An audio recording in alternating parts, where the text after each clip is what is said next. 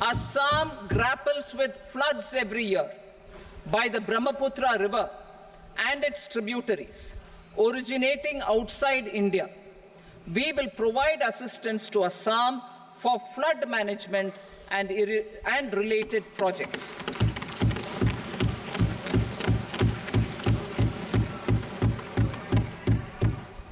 Himachal Pradesh suffered extensive losses due to floods last year. Our government will provide assistance to the state for reconstruction and rehabilitation through multilateral development assistance.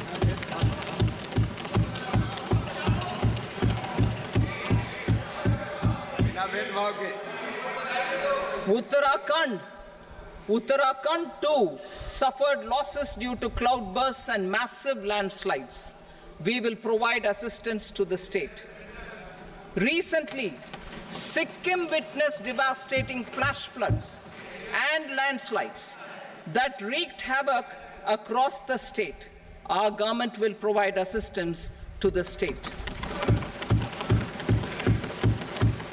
Tourism has always been a part of our civilization. Our efforts in positioning India as a global tourist destination will also create jobs, stimulate investments, and unlock economic opportunities for other sectors. In addition to the measures outlined in the interim budget, I propose the following measures. Vishnupad Temple at Gaya and Mahabodhi Temple at Bodh Gaya in Bihar are of immense spiritual significance. Comprehensive development of Vishnupad Temple Corridor and Mahabodhi Temple Corridor will be supported, modeled on the successful Kashi Vishwanath Temple Corridor to transform them into world-class pilgrim and tourist destinations.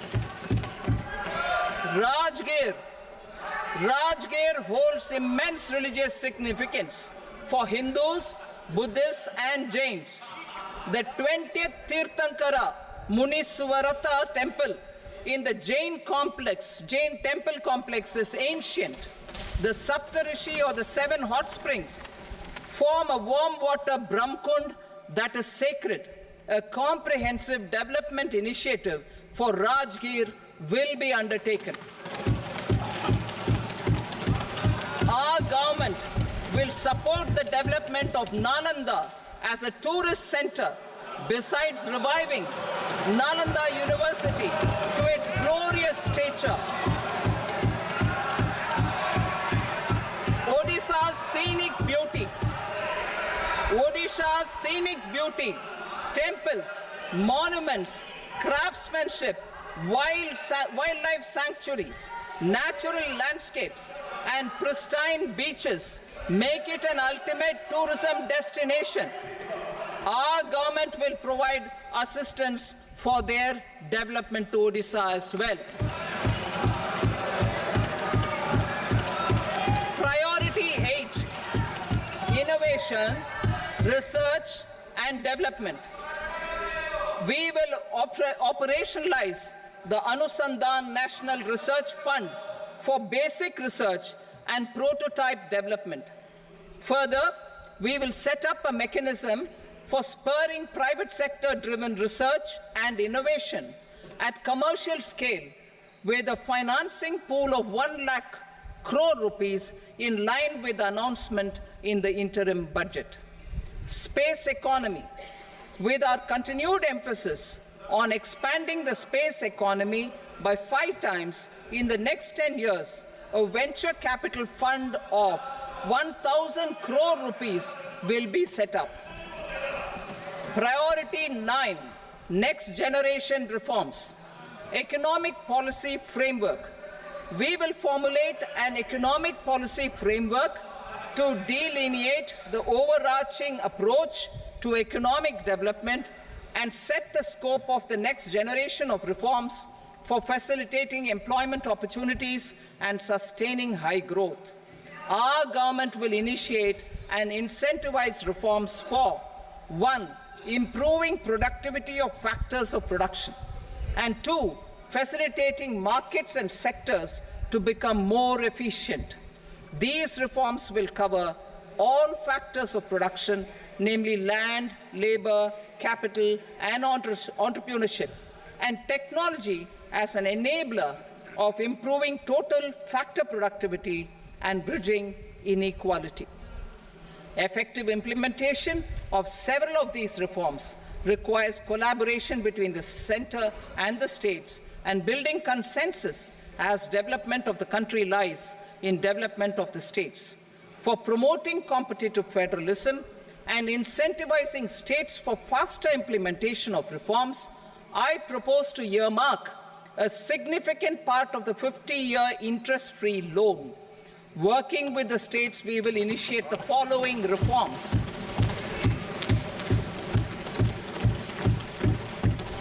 Land-related reforms and actions, both in the rural and urban areas, will cover land administration, will cover 1. Land administration, planning and management, and 2. Urban planning usage and building bylaws. These will be incentivized for completion within the next 3 years through appropriate fiscal support. Rural land-related actions. Rural land-related actions will include 1. Assignment of unique land parcel identification number, UL PIN, or Bhu Aadhaar for all lands. 2. Digitization of cadastral maps. 3. Survey of subdivisions, survey of map subdivisions as per current ownership. 4. Establishment of land registry. And 5. Linking to the farmers registry. These actions will also facilitate credit flow and other agricultural services. Urban land-related actions. Land records in urban areas will be digitized with GIS mapping. An IT-based system for property record administration, updating, and tax administration will be established. These will also facilitate improving the financial position of urban local bodies. Labor-related reforms. Services to labor. Our government will facilitate the provision of a wide array of services to labor, including those for employment and skilling. A comprehensive integration of e-Shram portal with other portals will facilitate such one-stop solution. Open architecture databases for the rapidly changing labor market, skill requirements, and available job roles, and a mechanism to connect job aspirants with potential employers and skill providers will be covered in these services. Shram Suvidha and Samadhan portal. Shram Suvidha and Samadhan portal will be revamped to enhance ease of compliance for industry and trade. Capital and entrepreneurship related reforms, financial sector vision and strategy. For meeting financing needs of the economy, our government will bring out a financial sector vision and strategy document to prepare the sector in terms of size, capacity, and skills. This will set the agenda for the next 5 years and guide the work of the government, regulators, financial institutions, and market participants. Taxonomy for climate finance. We will develop taxonomy for climate finance for enhancing the availability of capital for climate adaptation and mitigation. This will support achievement of the country's climate commitments and green transition. Variable capital company structure. We will seek the required legislative approval for providing an efficient and flexible mode for financing leasing of aircrafts and ships and pooled funds of private equity through a variable company structure. foreign direct investments and overseas investment. The rules and regulations for foreign direct investment and overseas investments will be simplified to 1. Facilitate foreign direct investments, 2. Nudge prioritization, and 3. Promote opportunities for using Indian rupee as a currency for overseas investment. NPS Vatsalya.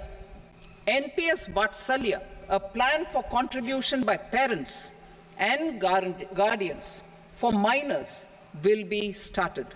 On attaining the age of majority, the plan can be converted seamlessly into a normal NPS account. Use of technology. We have successfully used technology for improving productivity and bridging inequality in our economy during the past 10 years. Public investment in digital infrastructure and innovations by the private sector have helped in improving access of all citizens, particularly the common people, to market resources, education, health and services. We will step up adoption of technology towards digitalization of the economy.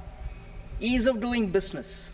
For enhancing ease of doing business, we are already working on the Jan Vishwas Bill 2.0. Further, states will be incentivized for implementation of the business reforms, action plans, and digitalization. Data and statistics. For improving data governance, collection, processing and management of data and statistics, different sectoral databases, including those established under the Digital India Mission, will be utilized with active use of technology tools. New pension scheme. The committee to review the NPS has made considerable progress in its work. I'm happy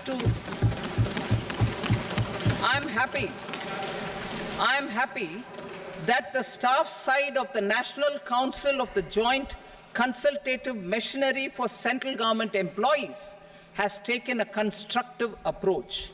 A solution will be evolved which addresses the relevant issues while maintaining fiscal prudence to protect the common citizens.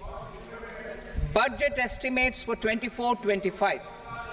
For the year 24-25, total receipts other than borrowings and the total expenditure are estimated at 32.07 lakh crore rupees and 48.21 lakh crore rupees respectively. The net tax receipts are estimated at 25.83 lakh crore rupees. The fiscal deficit is estimated at 4.9% of the GDP. The gross and the net market borrowings through dated securities during 24-25 are estimated at 14.01 lakh crore rupees and 11.63 lakh crore rupees respectively. Both will be less than that in 23-24. The fiscal consolidation path announced by me in 2021 has served our economy very well, and we aim to reach the deficit below 4.5% next year. The government is committed to staying the course. From 2026-27 onwards, our endeavor will be to keep the fiscal deficit each year such that the central government's debt will be on a declining path as percentage of GDP. I will now move to Part B.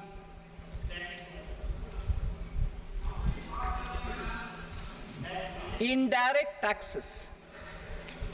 Sir, I start with GST. It has decreased tax incidence on the common man, reduced compliance burden and logistics cost for trade and industry, and enhanced revenues of the central and the state governments. It is a success of vast proportions. To multiply the benefits of GST, we will strive to further simplify and rationalize the tax structure and endeavour to expand it to the remaining sectors. My proposals for customs duties intend to support domestic manufacturing, deepen local value addition, promote export competitiveness, and simplify taxation while keeping the interest of the general public and consumers surmount. In Budget 22-23, we reduced the number of customs duty rates. I propose to undertake a comprehensive review of the rate structure over the next 6 months to rationalize and simplify it for ease of trade, removal of duty inversion, and reduction of disputes. I shall now take up sector-specific customs duty proposals. Medicine and medical equipments. To provide relief to cancer patients, I propose to fully exempt 3 more medicines from customs duties.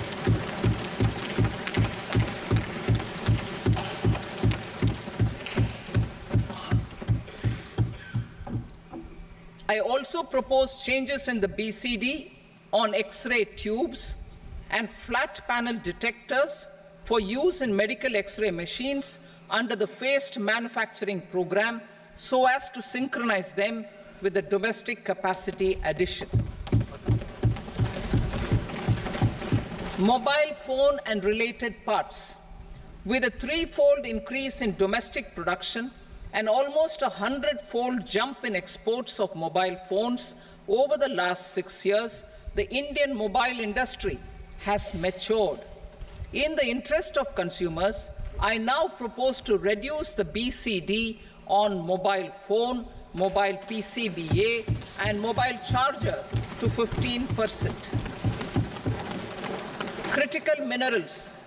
Minerals such as lithium, copper, cobalt, and rare earth elements are critical for sectors like nuclear energy, renewable energy, space, defense, telecommunications, and high-tech electronics. I propose to fully exempt customs duties on 25 critical minerals and reduce BCD on 2 of them. This will provide a major fillip to the processing and refining of such minerals and help secure their availability for these strategic and important sectors. Solar energy. Energy transition is critical in the fight against climate change. To support energy transition, I propose to expand the list of exempted capital goods for use in the manufacture of solar cells and panels in the country. Further, in view of sufficient domestic manufacturing capacity of solar gas, glass, and tinned copper interconnect, I propose not to extend the exemption of customs duties provided to them. Marine products. India's seafood exports in the last financial year touched an all-time high of more than 60,000 crores of rupees. Frozen shrimp accounted for about 2/3 of these exports. To enhance their competitiveness, I propose to reduce BCD on certain broodstock, polychaete worms, shrimp, and fish feed to 5%. I also propose to exempt customs duty on various inputs for manufacture of shrimp and fish feed. Leather and textile. Similarly, to enhance the competitiveness of exports in the leather and textile sectors, I propose to reduce BCD on real down-filling material from duck or goose. I am also making additions to the list of exempted goods for manufacture of leather and textile garments, footwear, and other leather articles for export. To rectify inversion in duty, I propose to reduce BCD subject to conditions on methylene diphenyl diisocyanate MDI for manufacture of spandex yarn from 7.5 to 5%. Furthermore, the export duty structure on raw hides, skin, and leather is proposed to be simplified and rationalized. precious metals. To enhance domestic value addition in gold and precious metal jewelry in the country, I propose to reduce customs duties on gold and silver to 6% and that of platinum to 6.4%. Other metals, steel and copper, are important raw materials. To reduce their cost of production, I propose to remove the BCD on ferronickel and blister copper. I am also continuing with nil BCD on ferrous scrap and nickel cathode and concessional BCD of 2.5% on copper scrap. Electronics. To increase value addition in the domestic electronics industry, I propose to remove the BCD subject to conditions on oxygen-free copper for manufacture of resistors. I also propose to exempt certain parts for manufacture of connectors. Chemicals and petrochemicals. To support existing and new capacities in the pipeline, I propose to increase the BCD on ammonium nitrate from 7.5% to 10%. Plastics. PVC flex banners are non-biodegradable and hazardous for environment and health. To curb their imports, I propose to raise the BCD on them from 10 to 25%. Telecommunication equipment. To incentivize domestic manufacturing, I propose to increase the BCD from 10 to 15% on PCBA of specified telecom equipment. Trade facilitation. To promote domestic aviation and boat and ship MRO, I propose to extend the period for export of goods imported for repairs from 6 months to 1 year. I'll read that again. To promote domestic aviation and boat and ship maintenance, repair and operations, I propose to extend the period for export of goods imported for repairs from 6 months to 1 year. In the same vein, I propose to extend the time limit for re-import of goods for repairs under warranty from 3 to 5 years. I now move to direct taxes. We will continue our efforts to simplify taxes, improve taxpayer services, provide tax certainty, and reduce litigation while enhancing revenues for funding the development and welfare schemes of the government. It has been our endeavor to simplify taxation. We have taken a number of measures in the last few years, including introduction of simplified tax regimes without exemptions and deductions for corporate tax and for personal income tax. This has been appreciated by taxpayers. 58% of corporate tax came from the simplified tax regime in the financial year 22-23. Similarly, as per data available till now, for the last fiscal, more than 2/3 have availed the new personal income tax regime. Comprehensive review of the Income Tax Act. I am now announcing a comprehensive review of the Income Tax Act 1961. The purpose is to make the Act concise, lucid, easy to read and understand. This will reduce disputes and litigation, thereby providing tax certainty to the taxpayers. I will also bring down the demand embroiled in litigation. It is proposed to be completed in 6 months. A beginning is being made in the Finance Bill by simplifying the tax regime for charities, tedious rate structures, provisions of reassessment and such provisions, and capital gains taxation. Simplification for charities and tedious. The two tax exemption regimes for charities are proposed to be merged into one.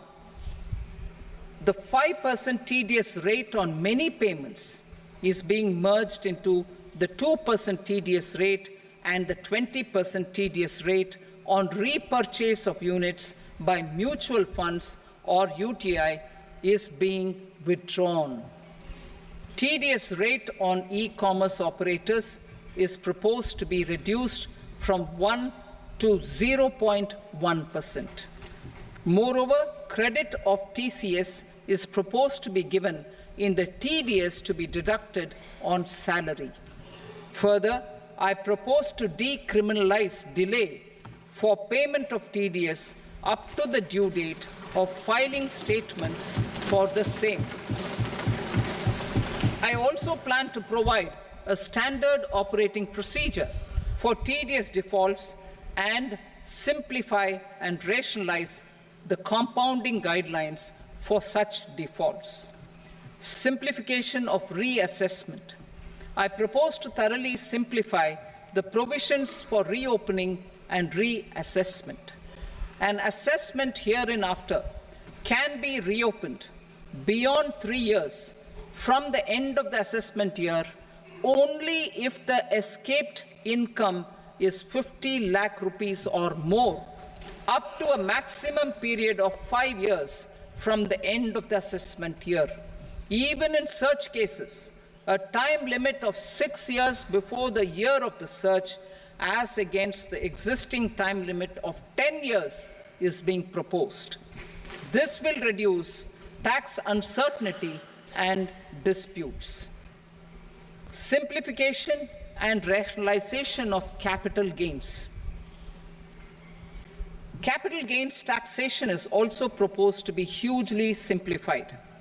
Short-term gains on certain financial assets shall henceforth attract a tax rate of 20%, while that on all other financial assets and all non-financial assets shall continue to attract the applicable tax rate. Long-term gains on all financial and non-financial assets, on the other hand, will attract a tax rate of 12.5%. For the benefit of the lower and the middle income classes, I propose to increase the limit of exemption of capital gains on certain financial assets to 1.25 lakh rupees per year.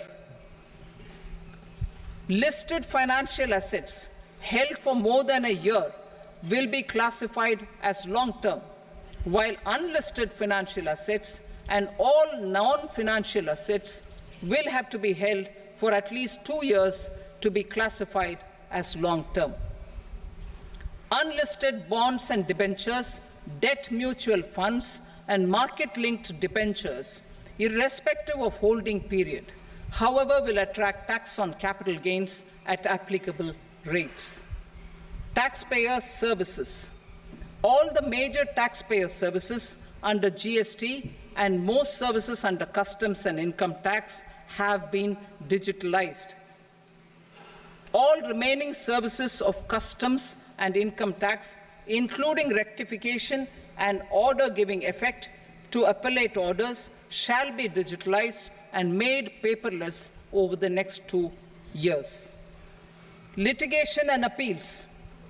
While our concerted efforts to reduce pendency of appeals at various appellate fora are beginning to show good results, it will continue to engage our highest attention. To dispose of the backlog of first appeals, I plan to deploy more officers to hear and decide such appeals, especially those with large tax effect. For resolution of certain income tax disputes pending in appeal, I am also proposing Vivad Se Vishwas Scheme 2024.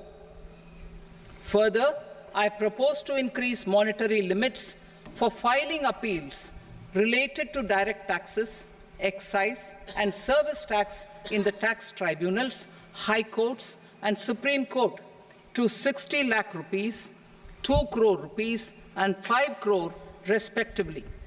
With a view to reduce litigation and provide certainty in international taxation, we will expand the scope of safe harbor rules and make them more attractive. We will also streamline the transfer pricing assessment procedure. Employment and investment. I have a few proposals to promote investment and foster employment. First of all, to bolster the Indian startup ecosystem, boost the entrepreneurial spirit, and to support innovation, I propose to abolish the so-called angel tax for all classes of investors.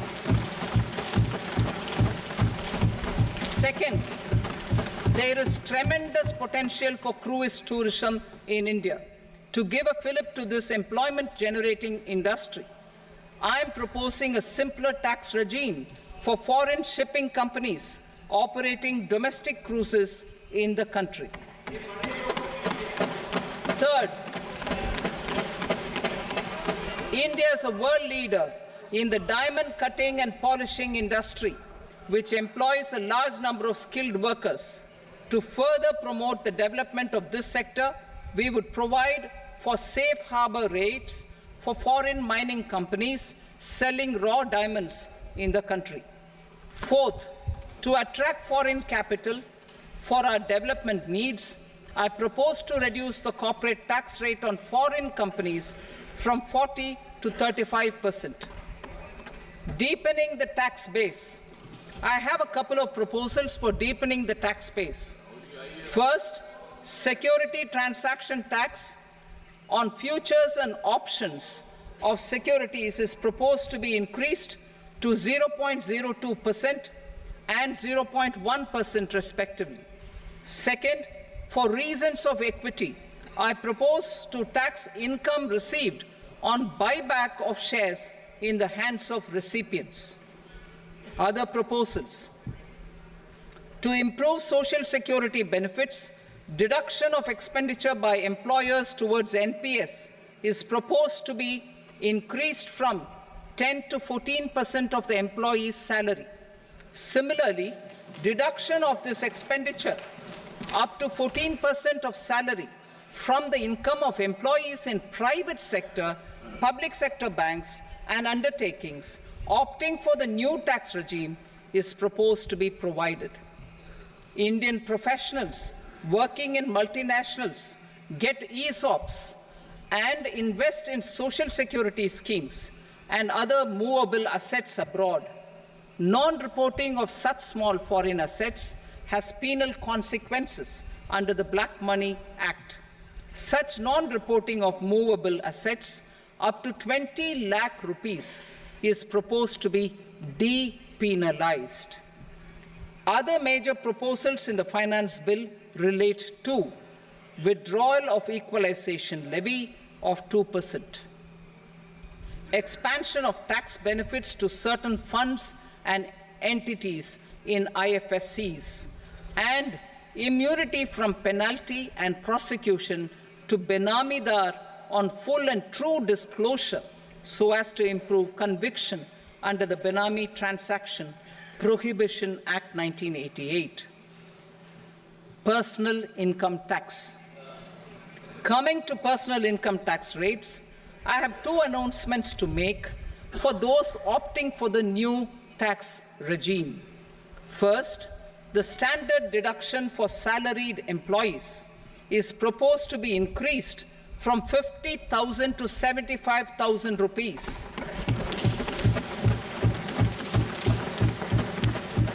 Similarly, deduction on family pension for pensioners is proposed to be enhanced from 15,000 to 25,000 rupees. This will provide relief to about 4 crore salaried individuals and pensioners.